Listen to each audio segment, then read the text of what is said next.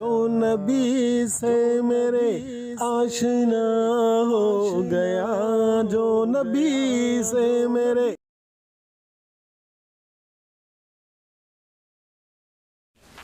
میں ایک واقعہ آپ کو سناتا ہوں جو خود میرے ساتھ پیش آیا۔ میرے پاس کئی سال پہلے کی بات ہے، جرمنی سے ایک صاحب کا میرے پاس خط آیا اور انہوں نے اپنا حال یہ لکھا کہ میں پاکستان میں تھا اور وہاں سے پھر میں روزگار کی تلاش میں جرمنی آ گیا۔ جرمنی جب آیا تھا تو اس وقت دین کا کوئی احساس میرے دل میں نہیں تھا، دین کی کوئی فکر میرے دل میں نہیں تھی۔ میں صرف دنیا کمانے کے لیے یہاں پر آ گیا تھا، تو نہ اپنے دین کی کچھ خبر تھی، نہ معلومات تھی، نہ اس پر عمل تھا۔ لیکن یہاں پر رہتے رہتے میں نے ایک کرسچن لڑکی سے میرے تعلقات ہو گئے اور پھر میں نے اسے شادی کر لی۔ شادی کے بعد بھی کوئی دین کی طرف رغبت پیدا نہیں ہوئی، کوئی احساس پیدا نہیں ہوا۔ لیکن جب اولاد ہو گئی اور اولاد ذرا نشو و نما پانے لگی، ذرا سی وہ سمجھدار ہونے لگی، تو اس وقت میں نے دیکھا کہ میری کرسچن بیوی وہ اولاد کو کرسچینٹی پڑھا رہی ہے اور کرسچینٹی کی تعلیم دے رہی ہے۔ تو اس وقت میرے دل کا اندر کا سویا ہوا مسلمان جاگا کہ یہ میری اولاد ہے اور یہ کرسچن بننے جا رہی ہے، میری بیوی اس کو کرسچینٹی پڑھا رہی ہے۔ تو میں نے اپنی بیوی سے کہا کہ تم اس کو یہ کرسچینٹی مت پڑھاؤ۔ بیوی نے کہا میں کیوں نہ پڑھاؤں، یہ میری بھی اولاد ہے اور میں اس کو حق سمجھتی ہوں، تو اپنی اولاد کو بھی ویسے ہی بنانا چاہتی ہوں۔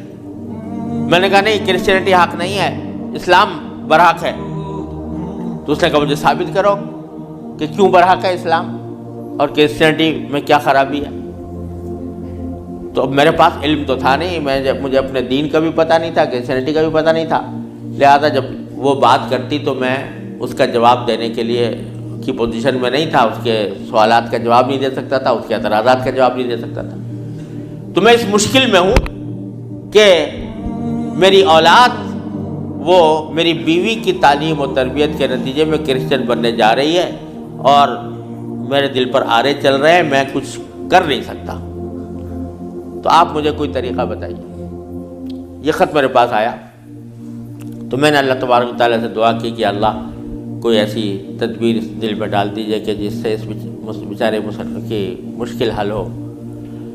تو میں نے اس کو لکھا کہ ایک تو میری کتاب ہے واٹ از کرسچینٹی کے نام سے، جس میں کرسچینٹی کے بارے میں تفصیل ہے، تو وہ کتاب میں نے بھیجی اور ساتھ میں اس سے کہا کہ آپ اپنی بیوی سے بحث کرنا بند کر دیں، کیونکہ بحث کرنے سے کچھ فائدہ نہیں ہوگا، آپ کو خود معلومات نہیں ہے اور بحث کرنے سے ویسے بھی فائدہ نہیں ہوتا۔ جب بحث مباحثہ شروع ہوتا ہے تو ہر ایک آدمی چاہتا ہے دوسرے کو زیر کر دے، اس سے کوئی خاص فائدہ نہیں ہوتا۔ تو آپ بحث کرنا تو بند کر دیں، البتہ ان کو دو باتوں پر آمادہ کر لیں۔ ایک بات تو یہ کہ اس سے یہ کہیں کہ بھئی خدا کو تم بھی مانتی ہو اور میں بھی مانتا ہوں، اور یہ بھی مانتی ہو کہ خدا سے دعا کی جاتی ہے، تو آؤ ہم دونوں بیٹھ کر یہ دعا کریں، اکٹھے بیٹھ کر یہ دعا کریں کہ یا اللہ اگر اسلام برحق ہے تو ہمارا سینہ اسلام کے لیے کھول دیجئے، اس پر عمل کی توفیق عطا فرمائیے، اور اگر کرسچینٹی برحق ہے تو پھر کرسچینٹی کے اوپر ہمارا دل کو مطمئن کر دیجئے۔ دونوں مل کے یہ دعا کیا کریں۔ ایک تو اس بات پر اس کو آمادہ کریں، دوسرے اس بات پر آمادہ کریں میں کتاب بھیج رہا ہوں کہ وہ کتاب کا مطالعہ کر لیں۔ میں نے یہ لکھ تو دیا، اللہ تعالیٰ سے دعا بھی کی کہ اللہ میں نے لکھ تو دیا ہے، اس کو مؤثر و مفید بنا دیجئے۔ کچھ عرصے کے بعد اس ساتھی کا خط آیا، اس نے لکھا کہ الحمدللہ میری بیوی نے آپ کی دونوں باتیں تو مان لی ہیں اور کہا کہ یہ دعا بھی کروں گی اور یہ کتاب بھی پڑھوں گی، لیکن ابھی کوئی فرق نہیں آیا، معاملہ جوں کا توں ہے۔ تو میں نے پھر ان کو خط لکھا کہ آپ گھبرائیں نہیں اور اس عمل کو جاری رکھیں، دعا کرتے رہے تو گھبرائے نہیں۔ اس کے کچھ عرصے کے بعد ان کا خط آیا میرے پاس، اس میں انہوں نے لکھا کہ عجیب و غریب واقعہ ہو گیا، وہ یہ کہ میری بیوی وہ کسی جگہ کوئی ڈگری کورس کر رہی تھی، اس سلسلے میں یونیورسٹی گئی، اور یونیورسٹی سے واپس آتے ہوئے ہم دونوں واپس آ رہے تھے، وہ گاڑی ڈرائیو کر رہی تھی، میں اس کے برابر میں بیٹھا ہوا تھا، تو اچانک اس نے گاڑی ایک جگہ روک کر اور اس نے اپنا سر اسٹیئرنگ کے اوپر جھکا لیا اور بے تحاشا رونے لگی۔ میں سمجھا کہ خدا نہ کرے اس کے اوپر کوئی دل کا دورہ پڑا ہے یا کوئی تکلیف ہوئی ہے، تو میں پریشان ہوا۔ میں نے پوچھا کیا بات ہے، تو روتے روتے اس سے بولا نہیں جا رہا تھا۔ بمشکل جب میں نے بار بار پوچھا تو اس نے ایک جملہ کہا کہ میں اور کوئی تکلیف نہیں ہے، بس مجھے تم مسلمان بنا دو، اسلام میں قبول کرنا چاہتی ہوں۔ کہتے مجھے اپنے کانوں پر اعتبار نہیں آیا کہ یہ وہی عورت ہے کہ جو اتنی شدت کے ساتھ مجھ سے بحث کیا کرتی تھی، اور اب یہ کریے کہ میں نے کیا کہا، تو بار بار میں نے اس سے پوچھا تو اس نے کہا کہ نہیں، میں سچ کہہ رہی ہوں کہ مجھے مسلمان ہونا ہے، تو مجھے کہیں لے جا کر مجھے مسلمان بناؤ۔ میں پھر اس کو فوراً اسلامی سینٹر میں لے گیا، وہاں جا کے اس نے کلمہ شہادت پڑھا، مسلمان ہوئی، اور اس نے خط میں لکھا تھا کہ یہ اتفاق سے یہ دن رمضان کا تھا، اور آج پہلا موقع ہے کہ ہم دونوں نے سحری میں اٹھ کر ہم دونوں نے اکٹھا روزہ رکھا ہے، اور آپ کو خط لکھ رہے ہیں، اور دوسرا خط میری بیوی کی طرف سے ہے۔ تو دوسرا خط اس کے ساتھ تھا اس کی بیوی کی طرف سے، اور اس نے مجھے لکھا تھا کہ میں آپ کا شکریہ ادا کرتی ہوں کہ آپ نے مجھے ایک ایسا طریقہ بتایا جس کے ذریعے اللہ تبارک و تعالیٰ نے مجھے ہدایت عطا فرمائی۔ تو یہ میرے خود اپنے ساتھ پیش آیا ہوا واقعہ ہے۔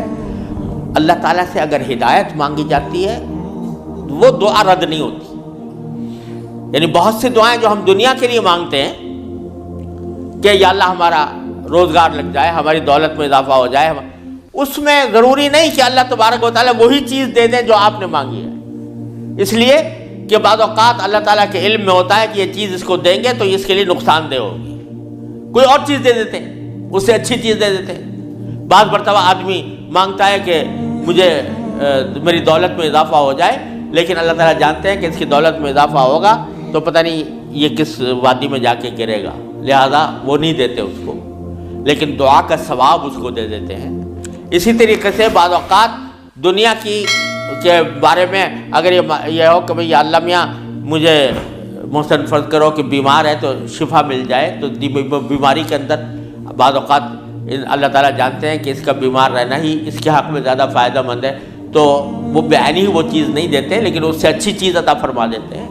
یہ اللہ تبارک و تعالیٰ کی سنت ہے دنیاوی چیزوں کے بارے میں۔ لیکن اگر کوئی ہدایت مانگے سچے دل سے، یا اللہ مجھے ہدایت دے دے، یا اللہ مجھے سیدھے راستے پر چلنے کی توفیق دے دے، یا اللہ میری اولاد کو سیدھے راستے پر چلنے کی توفیق دے دے، تو یہ دعا رد نہیں ہوتی، اور یہ دعا ضرور قبول ہوتی ہے بشرطے کہ مانگنے والا ہو، سچے دل سے مانگے، خشوع کے ساتھ مانگے، اللہ تعالیٰ سے مانگنے کے انداز میں مانگے، تو اللہ تبارک و تعالیٰ وہ دعا رد نہیں فرماتے۔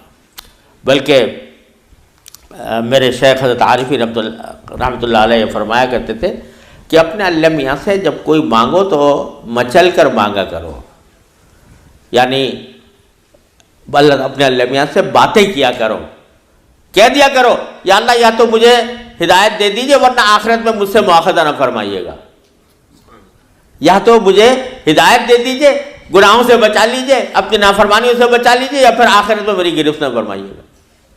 تو بندہ جب اس طرح مانگتا ہے تو اللہ تبارک و تعالیٰ ضرور عطا فرماتا ہے، ہدایت ملتی ہے، اور ساتھ ساتھ یہ کہ وہاں پر آپ کے لیے ایک عذر ہو جاتا ہے کہ یا اللہ میں نے تو آپ سے مانگا تھا اور کہا تھا کہ مجھے ہدایت دے دیجئے، میرے گناہ چھڑوا دیجئے مثلا۔ تو آدمی اپنی سی کوشش کرے اور باقی کام کے لیے دعا کرے، صرف دعا بھی کافی نہیں ہوتی، اپنی سی کوشش بھی ضروری ہے. جیسے میں نے وہ یہ مثال دی تھی تو میں نے ساتھ میں اس کو کتاب بھی دی تھی. ایسا نہیں کہ صرف دعا ہی پر اکتفا کرے بلکہ تھوڑا سا طلب اس کے اندر پیدا ہو کہ طلب بھی ہو اور اس طلب کے لیے کوئی عملی اقدام اپنا سا کرے, اس کے بعد اللہ تعالیٰ سے مانگے تو اللہ تعالیٰ رد نہیں فرماتے. حضرت مولانا رومی رحمۃ اللہ علیہ فرماتے ہیں, مثنوی والے مولانا رومی فرماتے ہیں کہ دیکھو حضرت یوسف علیہ السلام کا واقعہ دیکھو کہ ان کو جب زلیخا نے ورغلایا, گناہ کے اوپر آمادہ کرنے کی کوشش کی, تو قرآن کریم میں ہے کہ اس سے پہلے اس نے سارے دروازوں پر تالے ڈال دیے تھے. غلقت الابواب, سارے دروازوں پر تالے ڈال دیے تھے. اور پھر حضرت یوسف علیہ السلام کو بہکایا, ورغلایا. تو حضرت یوسف علیہ السلام آنکھوں سے دیکھ رہے تھے کہ سامنے دروازوں پر تالے پڑے ہوئے ہیں, نکلنے کا راستہ نہیں ہے. لیکن انہوں نے یہ سوچا کہ میرے بس میں اتنا ہے کہ دروازے تک چلا جاؤں, بھاگ گئے. تو بھاگ گئے, دروازے تک پہنچ گئے اور وہاں جا کے مانگا اللہ تعالیٰ سے کہ یا اللہ یہاں تک پہنچنا تو میرا کام تھا, آگے دروازے سے باہر نکالنا اور اس گناہ سے مجھے بچانا آپ کا کام ہے. تو نتیجہ یہ ہوا کہ دروازے کے تالے ٹوٹ گئے اور داخل. تو مولانا رومی فرماتے ہیں کہ گرچہ رکھنا نیست عالم را پدید, خیرہ یوسف وار می باید دوید. اگرچہ تمہیں اس دنیا کے اندر تمہیں کوئی راستہ نظر نہیں آ رہا گناہوں سے بچنے کا, اللہ تبارک و تعالیٰ کی نافرمانی سے بچنے کا ماحول ایسا ہے, اس سے نکلنے کا راستہ نظر نہیں آیا. لیکن خیرہ یوسف وار می باید دوید, جس طرح یوسف علیہ السلام دروازے اپنے حد تک جتنا کر سکتے تھے اس کے لیے دروازے تک دوڑ گئے, اس طرح تم بھی دوڑ جاؤ اور پھر اللہ تبارک و تعالیٰ سے مانگو تو اللہ تبارک و تعالیٰ انشاءاللہ رد نہیں فرمائیں گے. اس لیے میں عرض کرتا ہوں کہ اپنے معمولات میں, روزمرہ کے معمولات میں یہ بات شامل کریں کہ رات کو سونے سے پہلے اللہ تبارک و تعالیٰ کی بارگاہ میں اپنی بھی اور اپنی اولاد کی بھی, اپنے گھر والوں کی بھی ہدایت کی دعا فرمائیں. اللہ یا اللہ اپنے رحمت سے ہم چاہتے ہیں کہ ایسا کریں, اپنی طرف سے کوشش بھی کر رہے ہیں. یا اللہ اپنے فضل و کرم سے, اپنے رحمت سے اس کوشش کو کامیاب بنا دیجئے اور ہمارے دلوں کو پھیر دیجئے. قرآن کریم حضور اقدس صلی اللہ علیہ وسلم دعا تلقین فرمائی, یا مصرف القلوب صرف قلوبنا علی طاعتک. اے وہ ذات جو دلوں کو پھیرنے والی ہے, اے اللہ ہمارے دلوں کو اپنی طاعت کی طرف پھیر دیجئے, اپنی اطاعت کی طرف پھیر دیجئے. یہ دعا سرکار دو عالم صلی اللہ علیہ وسلم تلقین فرمائی. تو یہ دعا ہر روز بندہ مانگے اللہ تبارک و تعالیٰ سے, انشاءاللہ رد نہیں ہوگی, انشاءاللہ ضرور کامیابی ہوگی. اپنی طرف سے کوشش جاری رہے اور ساتھ ساتھ اللہ تعالیٰ سے مانگتے رہیں. انشاءاللہ یہ کوشش کبھی رائے گاہ نہیں جائے گی. اللہ تبارک و تعالیٰ اس کو ضرور قبول فرمائیں گے.